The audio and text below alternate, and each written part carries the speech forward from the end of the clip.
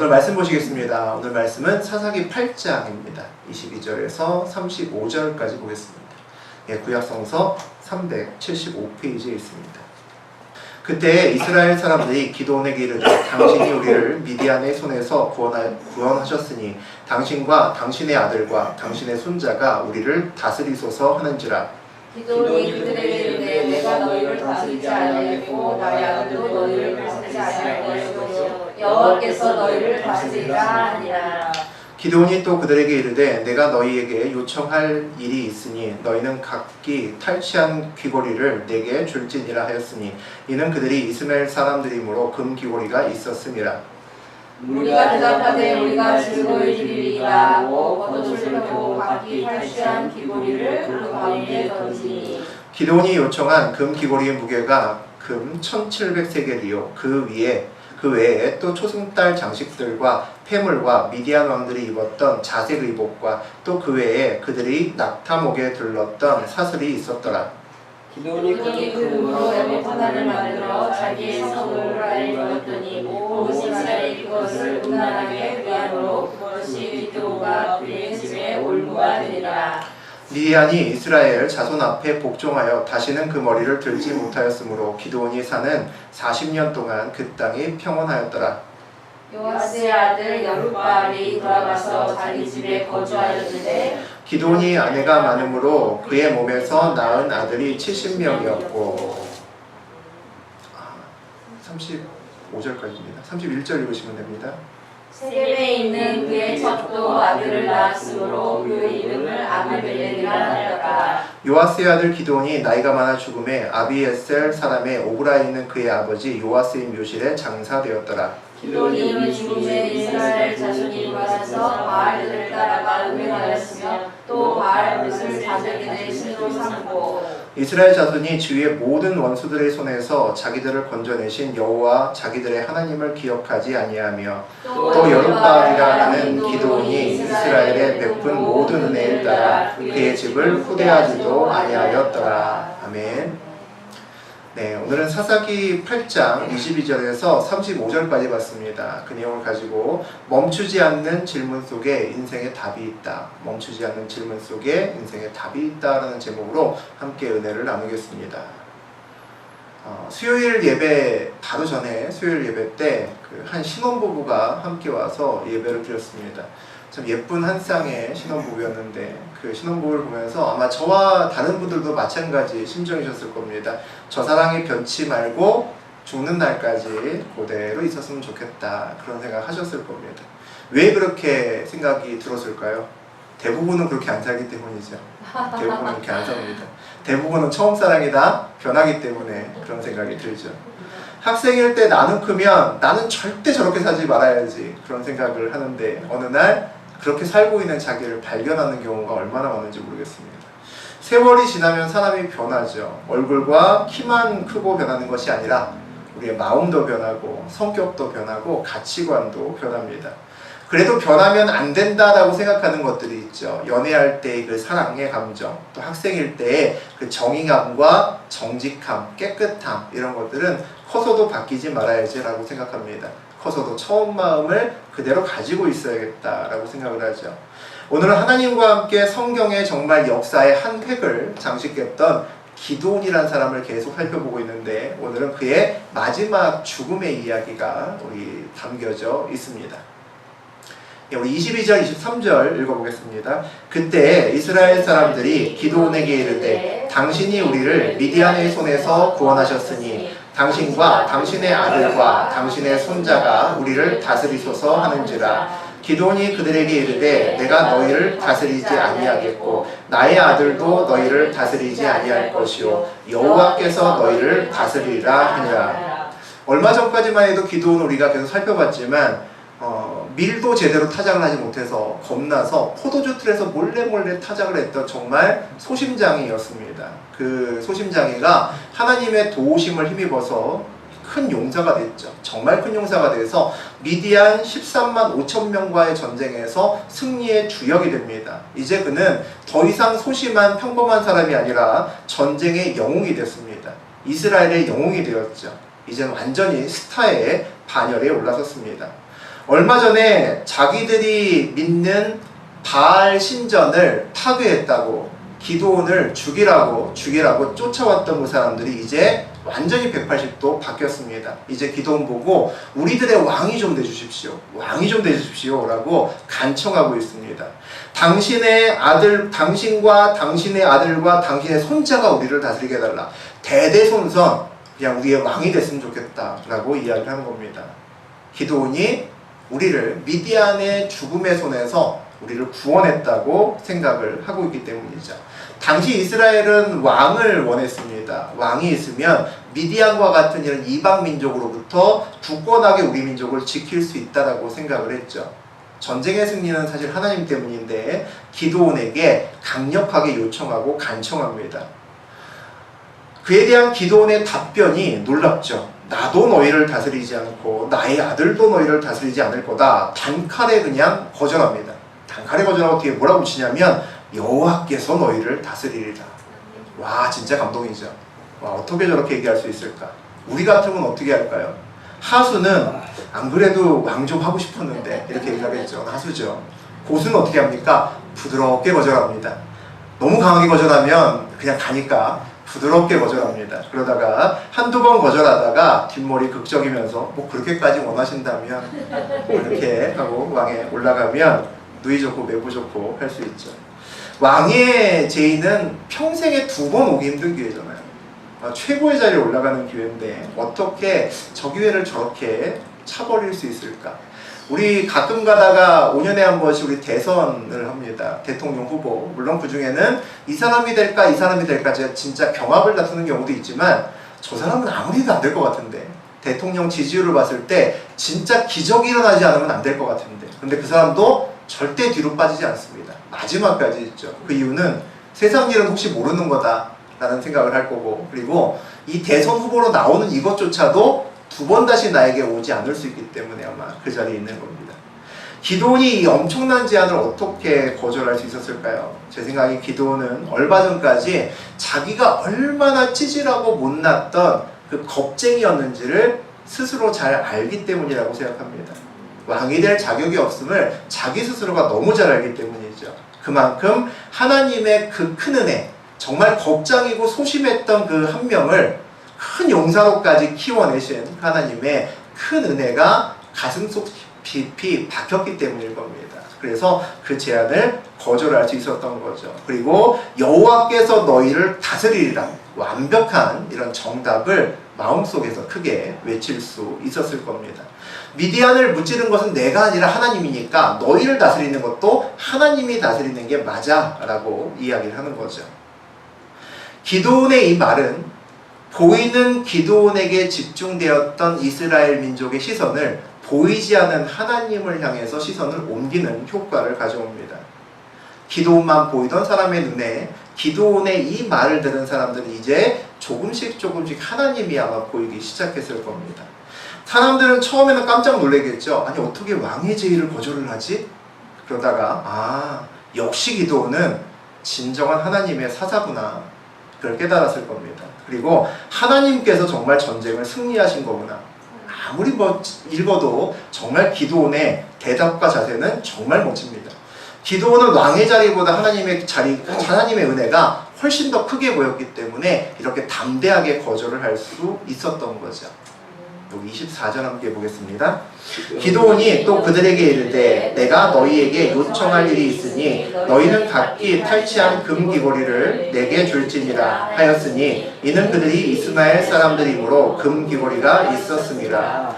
왕의 제의를 거절하고 기드온이 얘기합니다. 탈취한 금귀고리를 좀 달라고 이야기를 합니다. 전쟁에서 이긴 후에 왕이 되는 것은 거절했지만 자기 몫을 적당히 챙기는 것은 타당한 일이죠. 그래서 기드온은 당당하게 자기의 몫을 일정한 부분을 요구합니다. 그때 백성들의 반응을 보겠습니다. 25절과 26절입니다. 무리가 대답하되 우리가 즐거이 드리리이다 하고 겉옷을 펴고 각기 탈취한 귀걸이를 그 가운데에 던지니 기드온이 요청한 긴 귀걸이의 무게가 금 1700세겔이요 그 외에 또 초승달 장식들과 폐물과 미디안 왕들이 입었던 자색 의복과 또 그 외에 그들의 낙타목에 둘렀던 사슬이 있었더라.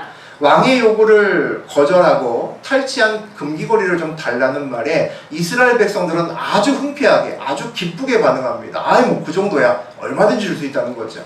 미디안에서부터 우리를 지켜주었으면서도 왕도 아니겠다고 하고 탈취한 귀걸이 좀 달라는데 그걸 뭘 못 주겠습니까? 아주 기쁜 마음으로 주겠다라고 얘기를 합니다.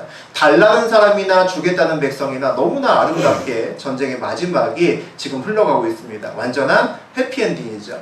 근데 실제로 받고 보니까 기도원이 좀 예상치 못했던 것들이 있었을 것 같습니다. 먼저 첫 번째는 금이 지나치게 많이 모인 겁니다. 1700세겔은 금이 한 20kg 정도 되는 금입니다. 큰 진짜 금 덩이죠. 덩어리. 애증한 사람 들기도 힘든 쌀 20푸대 그 정도의 무게에 금이 모인 겁니다. 굉장히 많은 양이 모였겠죠. 그리고 초승달 장식과 폐물들, 기드온이 요구하지 않았던 것들도 얻습니다. 그 외에 왕들이 입었던 자색 의복과 왕의 낙타목에 둘렀던 사슬들, 미디안 왕들이 가지고 있었던 것들도 기드온에게 전부 줍니다. 왕이 입는 옷과 왕이 하고 다니는 장식들 같은 경우는 백성들이 생각할 때 이런 것들은 기드온에게나 어울리는 것들이야 라고 생각할 수 있었겠죠. 그래서 기드온에게 마음껏 주는 겁니다. 더 가지라고 막 주는 거죠. 기드온은 왕을 거절을 했습니다. 하나님이 다스릴 거다라고 이야기를 했고요. 그런데 결과적으로는 돈과 왕의 옷과 폐물까지도 다 가지게 되었습니다. 마치 우리 동화 속에 쇠도끼를 잃어버린 정직한 나무꾼이 산신령을 만나서 쇠도끼가 제 겁니다 라고 하니까 산신령이 금도끼와 은도끼까지 준 것 같은 그런 느낌이 들죠. 이게 과연 기드온에게 얼마나 축복이 됐을까요? 우리 17절 보겠습니다. 기드온이 그 금금으로 에봇 하나를 만들어 자기의 성읍 오브라에 두었더니 온 이스라엘이 그것을 음란하게 위함으로 그것이 기드온과 그의 집에 올무가 되니라. 기드온이 왜 금기고리를 달라고 했을까요? 아마도 왕이 되는 것은 스스로 지나치다라고 생각이 들었고, 그래도 왕은 아니지만 자기가 전쟁에서 크게 공을 세웠으니까 이 기회에 자기도 적정한 자기의 몫을 가지고 가는 것이 좋았을 거라고 생각했을 수 있습니다. 그런데 기드온의 생각보다 너무 많이 들어온 거죠. 그래서 예상보다 이 많은 금을 자기가 다 쓸 수도 있지만 그것을 가지고 어떻게 쓰면 좋을까 고민했을 겁니다. 참 바람직한 일이죠. 고민했다가 그 고민의 결과 금을 모아서 에봇을 만들기로 했습니다. 에봇은 당시에 제사장이 입는 옷입니다. 제사장이 입는 옷인데 그것을 금으로 만들기로 했다는 거죠. 이 에봇은 제사장이 언제 입느냐면 하나님의 뜻을 구할 때 그 에봇을 입고 구합니다. 굉장히 중요한 옷이었죠. 왜 금으로 에봇을 만들었을까요? 처음에는 하나님을 위해 그리고 백성을 위해 아마 그런 결정을 내렸을 겁니다. 하나님 때문에 전쟁에 이기고 났지만 백성들이 아직도 하나님을 제대로 보지 못합니다.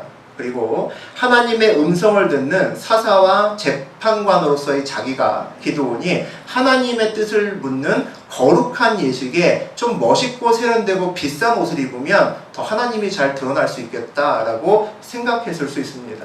자기가 그냥 그 금을 다 가져도 되는데 거룩한 예식을 위해서 또 백성들에게 하나님을 좀 보여주기 위해서 고급스럽고 세련된 비싼 에봇을 만드는 그의 선택은 그리 나쁘지 않았을 수 있습니다. 그러나 기드온의 의도와는 달리 어느덧 이스라엘 백성들은 하나님이 아니라 금으로 멋지게 치장한 에봇을 신성시하기 시작했습니다. 가끔 기드온도 그 옷을 입고 아마 나왔을 겁니다. 보이지 않는 하나님보다 금 에봇을 입고 있는 보이는 기드온이 점점 사람들의 눈을 빼앗아가기 시작했겠죠. 어느덧 백성들은 예배를 드리려면 원래 실로라고 하는 성전으로 갔어야 됩니다. 실로에 있는 성전으로 갔어야 되는데 오늘 오브라의 에봇 앞에서 제사를 지내기 시작했다라는 이야기가 나오고 있습니다. 나는 왕이 되지 않고 하나님이 너희를 다스릴 것이다. 멋진 말로 백성들의 시선을 하나님께로 돌리는 데 성공했던 그런 기드온이었는데 기드온이 만든 번쩍이는 그 에봇 때문에 이스라엘 백성의 시선이 다시 에봇으로 기드온으로 옮겨오고 있는 것을 볼 수가 있습니다. 어느 날 갑자기 하루아침에 이스라엘 백성들이 하나님을 멀리하고 모두 다 에봇을 향해서 기도했다면 기드온이 깜짝 놀랐을 겁니다. 깜짝 놀라서 야 그렇게 하면 안 돼 라고 가르쳤을 수도 있습니다. 하지만 어느 날 갑자기가 아니었을 겁니다. 아주 천천히 바뀌었을 겁니다. 처음엔 아무도 오지 않다가 어느 날 한 명이 오기 시작하고 그 다음에 또 한 명이 오기 시작하고 천천히 한 명씩 모였을 겁니다. 한 명씩 불어갔던 것이 어느새 실로로 가지 않고 기드온의 집에 모이기 시작했겠죠. 그리고 아마도 어느 날부터 그들의 손에는 에봇뿐만 아니라 기드온에게 드리기 위한 예물들도 아마 가지고 왔을 겁니다. 기드온은 왕의 제의를 거절했습니다. 정말 대단한 일이었죠. 기드온 스스로도 왕으로 모실 정도의 업적을 세웠는데 하지만 나는 왕의 제의를 거절했어 라는 것이 자랑스러웠을 수 있습니다. 기드온의 평생 믿음의 간증거리 중에 하나가 되지 않았을까요? 나는 왕이 절대로 되지 않아. 하나님이 그것을 원하시지 않기 때문이야 라는 거죠. 그게 그의 신앙의 기준이 되었을 수 있습니다. 그가 에봇을 만들고 백성들이 에봇을 섬겨도 괜찮아, 아무 문제 없어. 나는 왕이 아니니까 그냥 넘겼을 수 있습니다. 기드온은 왕이 아니었습니다. 하지만 어느덧 왕의 옷을 입고 왕의 재물을 가지고 큰 권력을 가지게 되었습니다. 하나만 없었죠. 왕관만 쓰지 않았습니다. 왕관 무엇이 달랐을까요? 오히려 그 메봇을 만들므로 하나님의 제사장 역할까지 그가 대신하게 되었습니다. 자신도 모르는 사이에 이미 왕이 된 것일 수도 있죠. 많은 사람들이 성공하면 힘들었던 시절을 잊지 않겠다라고 누구나 다짐을 합니다. 그런데 실제로는 대부분 다 있습니다. 기드온도 겁쟁이 시절이 잊혀가고 있습니다. 하나님의 도우심도 이제 슬슬 과거의 이야기로 바뀌고 있습니다. 그도 바뀌어가는 거죠. 성경은 오늘 기드온이 만든 그 에봇이 기드온과 그의 집에 올가미가 되었다라고 기록합니다. 걸림돌이 되었다는 이야기죠. 우리가 높아지는 영광의 자리에는 반드시 올무가 있습니다. 그 올무에 걸리면 힘들게 내가 쌓아온 모든 것들이 한순간에 수포로 돌아갈 수 있습니다. 이제까지 하나님이 나를 쓰셨던 그 모든 것들이 오히려 반대로 하나님의 영광을 가릴 수가 있습니다.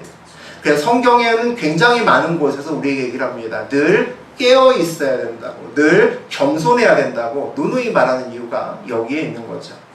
28절 보시겠습니다. 미디안이 이스라엘 자손 앞에 복종하여 다시는 그 머리를 들지 못하였으므로 기드온이 사는 40년 동안 그 땅이 평온하였더라. 기드온에게 왕까지 죽임을 당했던 미디안은 이제 기드온의 이름만 들어도 벌벌벌 떠는 그런 상태가 되었습니다. 완전히 이스라엘에게 굴복했죠. 그래서 기드온이 다스리는 동안 감히 이스라엘을 공격할 엄두를 내지 못합니다. 숨죽이고 조용히 살아가는 거죠. 기드온이 사는 동안 오랜 평화가 있습니다. 하나님의 은혜죠. 기드온이 변해갔지만 하나님은 그의 약속을 신실하게 지키셨습니다. 하나님은 그대로 평안을 기드온이 죽을 때까지 허락하셨죠. 우리 29절 보겠습니다. 요아스의 아들 여룻바알이 돌아가서 자기 집에 거주하였는데 계속 앞에서 기드온 얘기 나오다가 갑자기 여룻바알이라고 나옵니다. 우리 여룻바알은 어디서 나왔습니까? 우리 앞쪽에서 기드온이 바알의 신전을 때려부셨을 때 바알과 다투었다라고 해서 여룻바알이라고 이름이 불렸습니다. 그 기드온의 대표적인 별명이죠. 아주 유명한 별명입니다. 여룻바알 그럼 바로 이제 기드온이죠.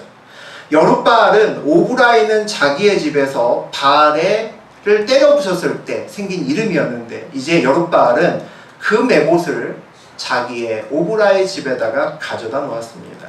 그의 집에는 이제 더 이상 바알의 신전은 없습니다. 바알의 신상은 없죠. 하지만 그 자리를 대신 그 메봇이 차지하고 있는지도 모릅니다.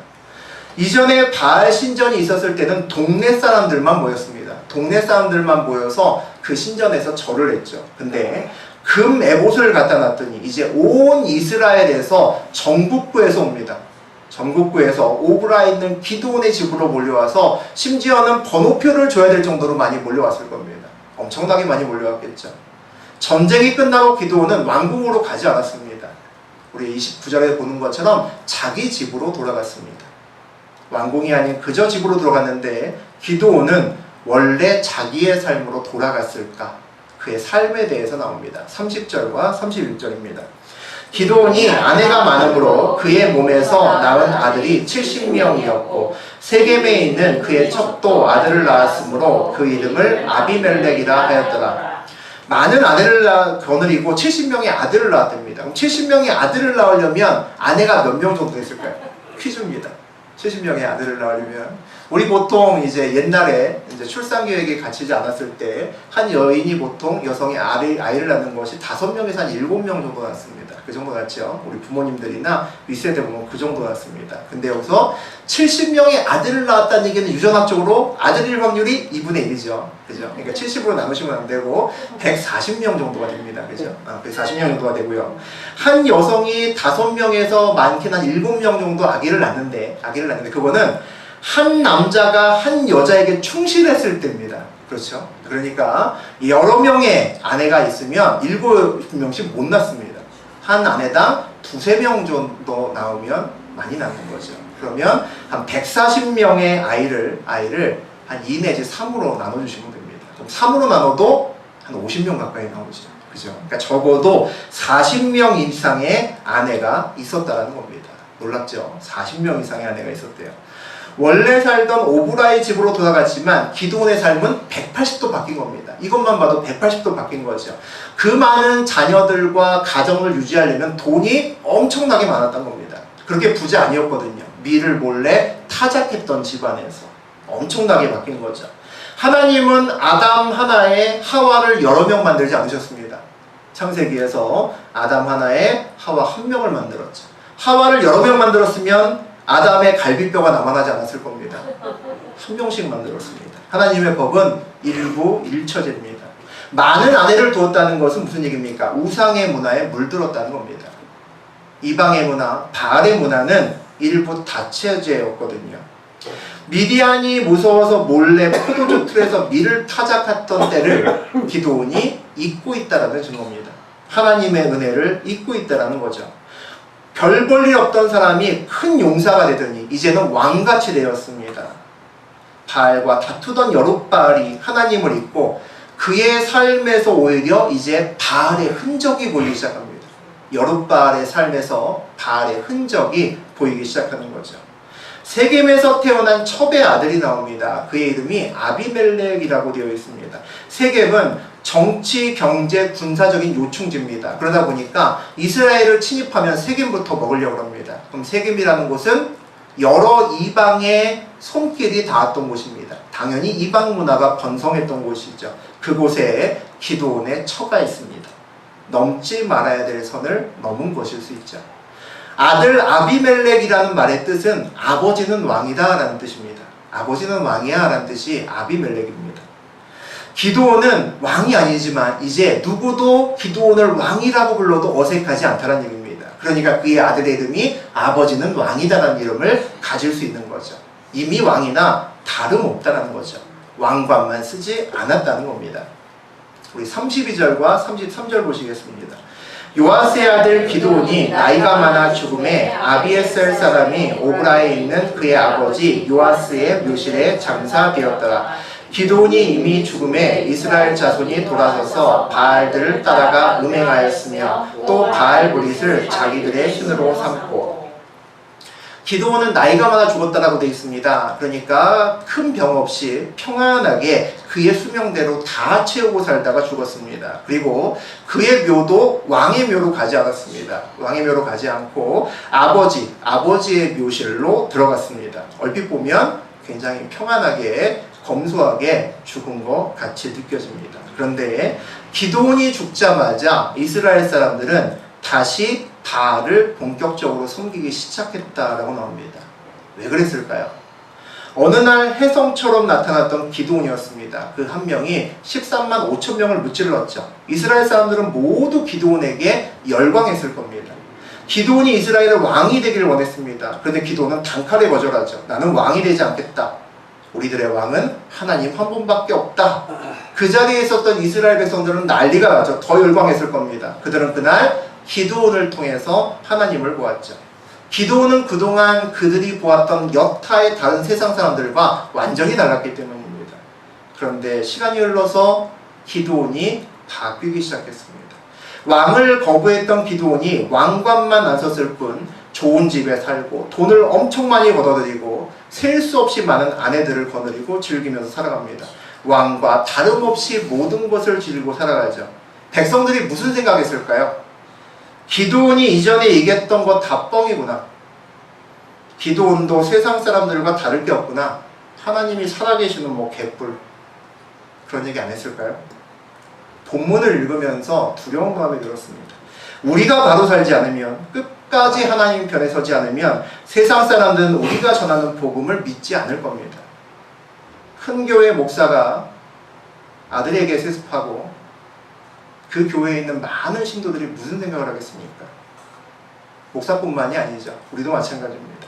세상 사람들과 구별되지 않는 생활을 하면 말할 겁니다. 하나님이 살아계시기는 무슨. 그래서 기드온의 마지막은 참 가슴 아픈 이야기입니다. 동시에 우리에게는 굉장히 큰 부담이 되는 이야기죠. 34절에서 35절 보시겠습니다. 이스라엘 자손이 주위의 모든 원수들의 손에서 자기들을 건져내신 여호와 하나님을 기억하지 아니하며 또 여룻바알이라 하는 기드온이 이스라엘에 베푼 모든 은혜를 따라 그의 집을 후대하지도 아니하였더라. 하나님의 사람은 하나님이 살아계심을 보여줘야 되는 책임을 갖고 있다고 생각합니다. 그러나 기드온은 마지막에 하나님의 영광을 가렸습니다. 기드온 때문에 하나님을 보았던 이스라엘 백성들이 이제 기드온에 가려서 더 이상 하나님을 보지 못하는 상황이 되었습니다. 기드온이 하나님의 은혜를 잊으니까 하나님은 백성들에게 잊혀지기 시작했습니다. 백성들은 여호와 하나님만 잊은 것이 아니었습니다. 오늘 본문을 보니까 그들에게 베풀었던 기드온의 은혜도 같이 잊었습니다. 백성들 마음속에 여룻바알 기드온은 이미 죽었던 거죠. 기드온과 그의 후손들을 더 이상 존경하지 않게 되었다라고 되어 있습니다. 왜 그랬을까요? 기드온은 이미 그의 상급을 다 받았기 때문입니다. 미디안과 싸워서 승리하고 백성들에게 오랜 평안을 주었습니다. 대신에 백성들도 많은 재물을 주고 기드온을 왕같이 섬겼습니다. 백성들은 이미 그 은혜를 다 갚았다고 생각할 겁니다. 아니, 갚고도 남았다라고 생각할 수 있습니다.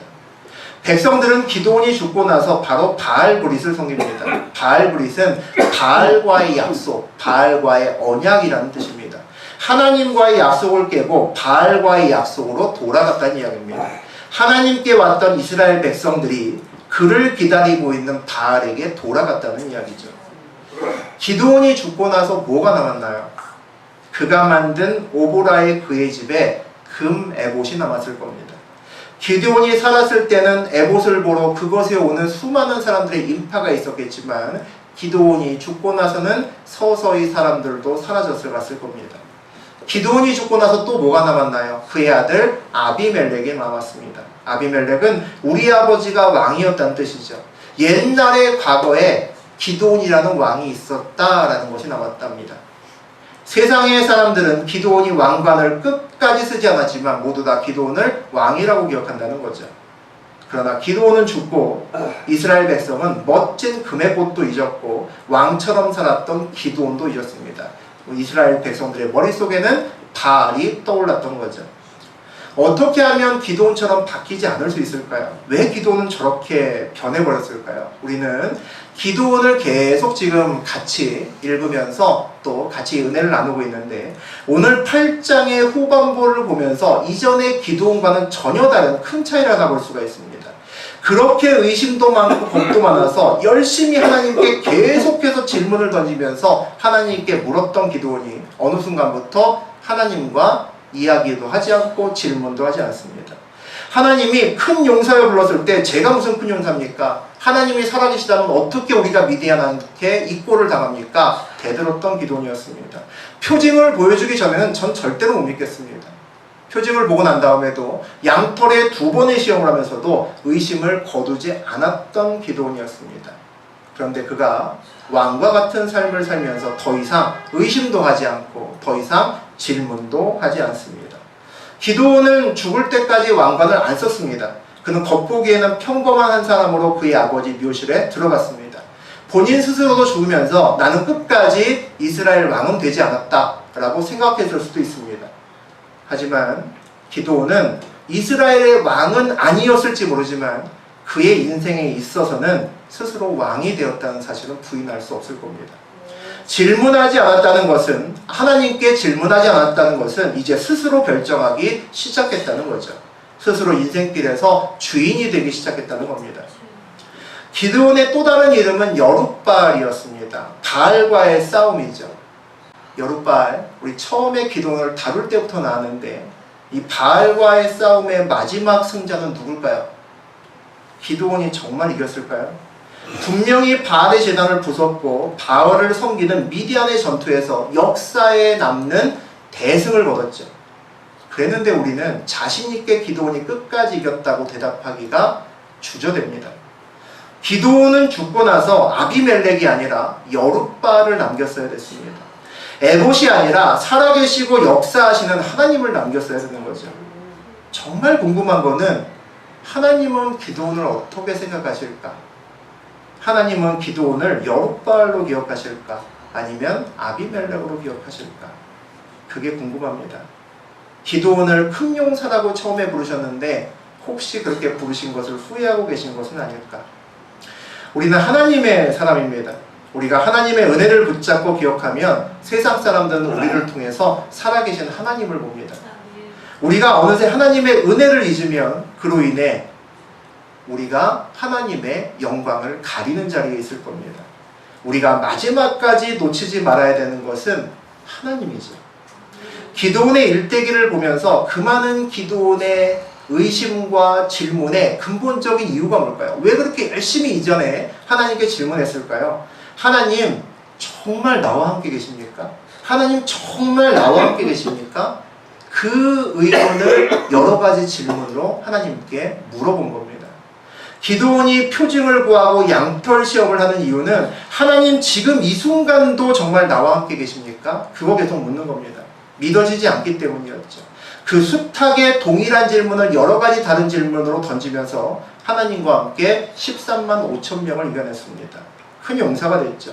그런데 아이러니하게도 큰 용사가 되니까 그 질문을 더 이상 던지지 않습니다. 그 질문을 멈추고 나니까 그의 인생에서 하나님이 조금씩 사라지기 시작합니다. 기드온에게 마지막까지 그 질문은 끝까지 붙들고 놓지 말았어야 되는 건 아닐까? 하나님은 지금도 저와 함께 하십니까? 내 인생의 마지막 날까지 확인해야 되는 단 하나의 질문일 수 있습니다. 멈추어서는 안 되는 그런 질문일 수 있습니다. 이 질문 한 가지를 끝까지 여러분이 던지신다면 여러분은 하나님 길에서 벗어나지 않을 겁니다. 어떤 자리에서도 하나님 지금 저와 함께 계십니까? 멈추지 않는 그 질문 속에 저하고 여러분의 모든 인생의 답의 해결이 거기에 있습니다. 어디에 계시니 간에 하나님께 오늘도 하나님 지금 이 순간에도 저와 함께 계십니까를 물을 수 있는 저하고 여러분이 되셨으면 좋겠습니다.